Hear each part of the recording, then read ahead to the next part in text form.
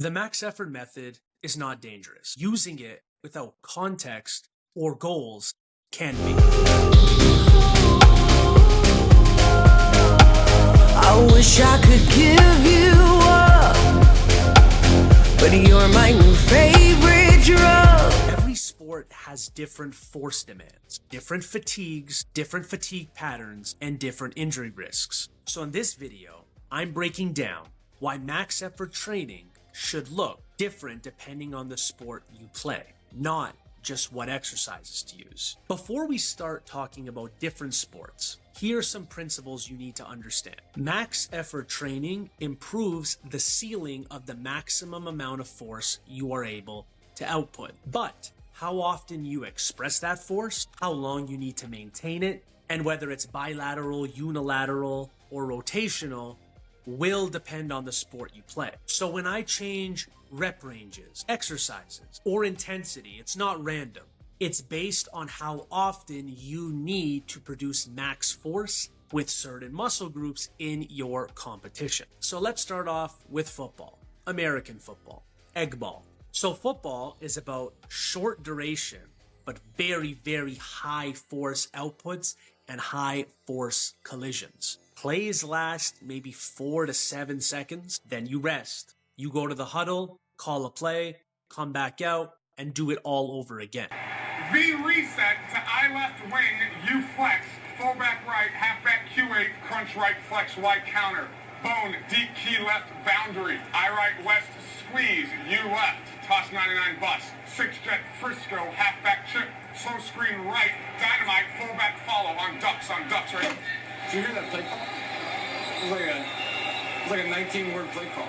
Sometimes it's not unheard of for players to play like 60 plays a game. So why does max effort method apply to football players? Well, football players definitely need high force outputs to win those battles of leverage. Strong bracing to protect their joints when they are having force put upon them. And then you also need the ability to absorb force and reapply force upon others in the game. And all of this needs to be done repeatedly over and over and over again. So max effort training will raise the ceiling on blocking power, resistance to tackling and ability to shed tackles, and drive other players backwards. If your max strength is very low, someone that has the same amount of technical football skill as you, if their max is higher in their upper body and lower body, they're going to drive you through the dirt. Every collision you have with those other players are going to cost you more energy and create more joint stress because you are the nail, not the hammer in this situation. Now, especially in season for someone like a football player, I'd like your max effort, and let's be honest, you're not doing full out maxes in season. But because football is such an aggressive sport, the exercise selection is going to be a little bit more conservative to help with joint stress. So football has a high injury risk. The seasons can be fairly long, even though you're only playing 1 day a week. They feel long. And frequent contact. You need a lot of muscle armor, a lot of ability to brace in order to weather out this season. That's why it's not unheard of for football players to be using box squats to control depth and reduce their joint wear and tear, safety squat bars and other specialty bars to reduce the stress on their shoulder, and board presses to reduce the strain on their shoulder and wave them in and out. You're definitely going to see football players use max just flat benches straight to their chest. It would be crazy if they didn't, but board presses are a way to not get an overuse injury and go through the same shit over and over and over again. The rep ranges stay low for max effort because low reps are going to mean high force output throughout the entire set, less technique breakdown, and better recovery between games. Believe it or not, working up to a single is a lot less stressful than working up to, let's say, 5 sets of 5. So the football max effort stuff is about reliable strength. Now, if you want to do a little bit more hypertrophy focus, see video 2. If you want to do a little bit more conditioning focus for your football players, see video number 3. If they just need max strength, see video number 4. All the variables are there for each sport. Now let's move on to wrestling, grappling, jiu-jitsu, combat sports, things like that. So grappling sports are completely different. They're dynamic. and they're nonstop until it ends, unless you have rounds involved. There's no resetting. Well, for certain situations there are. There's no whistle and there's no guaranteed rest unless you have a round-based sport. So you're consistently producing force in very, very different areas of your body, depending on what's happening during the fight, during the round, during the roll. And you are often in awkward and compromising positions. So why does max effort matter for grapplers? Like I said with football players, if your ability is on par, or maybe he's a little bit better than you, or you are a little bit better than them in your technical aspect, if they are a lot stronger than you, that amount of strength that they have might be able to cover the distance between your technical abilities. So grapplers don't just need strength. They need strength that they can hold on to for long durations, because unlike football, you don't reset and then come back. So max effort training will help grapplers increase their grip strength if the right exercises are chosen. Their torso will be able to resist a lot more force placed upon them. They can improve their isometric strength because they're used to straining under heavy weights. And it would even help their positional strength feel easier. So if your max is higher, holding on to a position is going to cost less energy. So grapplers might want to use some lifts that might be considered awkward by some people. That's why their max effort work is going to contain things such as Zercher squats, Zercher deadlifts, front-loaded carries, front-loaded exercises, paused lifts at different points of the range of motion. This will help with their isometric strength. And these positions can be considered sport-specific to help things like clinches, body locks, and pressure when you're in someone's guard. So you're training to produce force in uncomfortable positions on purpose. But just because you are a grappler doesn't mean you throw traditional lifts out the window.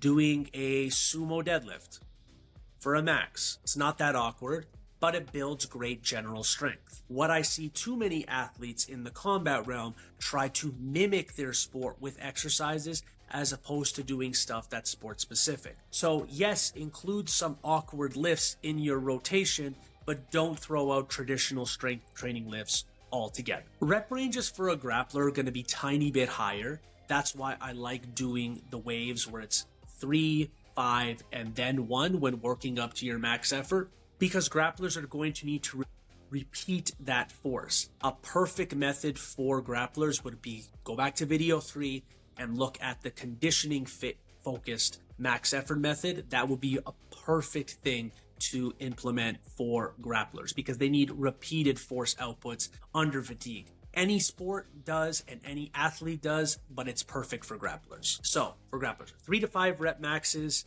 and the density singles of the conditioning method. This allows for more time under tension, less CNS crashing, and better transfer to long matches. Max effort is about sustainability for grapplers. How often can you produce that force? Not just about the peak output. So let's go into a sport like hockey. I never normally talk about hockey. Hockey, to me, the strength and conditioning that goes into it is also very, very rarely talked about. But hockey is definitely one of the most demanding sports neurologically. Why? You are moving faster and producing more force than the human body is technically capable of, with the addition of the skates and the ice. I remember watching Shannon Sharp and Chad Johnson talking about what hits are harder, football or hockey. And I would say you're getting hit a lot more in football, but you're not getting hit as hard. Because if you were to have a race, in my opinion, between a hockey player and a football player, and you would do a sheet of ice and a sheet of grass, the hockey player would skate faster. It's impossible. So the peak force that they are outputting is crazy in hockey. Hockey hits are insane. That being said, in hockey, you need to be able to explode, maybe change of direction really, really fast. You need hard decelerations. I don't know if you've ever seen when they stop on the ice and a bunch of the ice goes flying. They need that to reverse. Hockey shifts are fairly short, but the peak power output is really, really high. So you look at some hockey players and they don't look too big, they don't look too muscular. First of all, they're under pads. But still, just because someone is not muscular doesn't mean their sport doesn't demand high power output. And remember, this is not necessarily about building muscle. This is the max effort method to build high force outputs. So hockey players need definitely more lower body strength than upper body strength. It doesn't mean you completely neglect upper body strength, but they need high force output of their legs. They need strong hips and abductors, and the ability to repeat the efforts while tired. So max effort training is going to increase their stride power, their stability amongst contact, and their force production late in shifts. Now, I would say, yes, working up to max singles will be good, but I like the conditioning in the repeated single focus a bit better for hockey players. So hockey is cyclical. It's like sprint, glide, battle for the puck, sprint again. That's hockey in a nutshell. So repeated max effort singles mimic this effort pattern. Unrack the bar, do a rep, put it back. The rep is like you're battling for the puck. This helps build force endurance, your repeatability of that force output, and training your recovery under load, and training your ability to recover before moving another load. This is why I suggest things like trap bar deadlifts and maybe heavy split squats or heavy lunges for hockey players. I think those are two exercises, big basic movements that will carry over well to their sport and their lower body strength. So the final takeaway is the max effort method is not a one size fits all. It's not just working up to a single every week. First of all, that's boring. Second of all, that wouldn't really work. You need to change some variables. Even if you look at what Westside Barbell and Louis Simmons does, they don't just work up to a single. There's so many other variables that go into what they are doing max effort for the day. Then again, they are also competitive powerlifters. If you are not, the variables once again have to change. The main principles stay the same, but then you change some things on the outside to make the principles fit your sport. But at the end of the day, max effort raises force capacity if you apply it intelligently, and you must respect the demands of your sport. When you understand why every sport should implement it differently, you stop copying and pasting from other programs and start building the strength of your athletes. So if you like this video, ladies and gentlemen, thank you for those of you that were on this ride for the full series. If you liked it, show me some love. Like, share, subscribe, do all that good stuff. And as always, ladies and gentlemen, class is dismissed.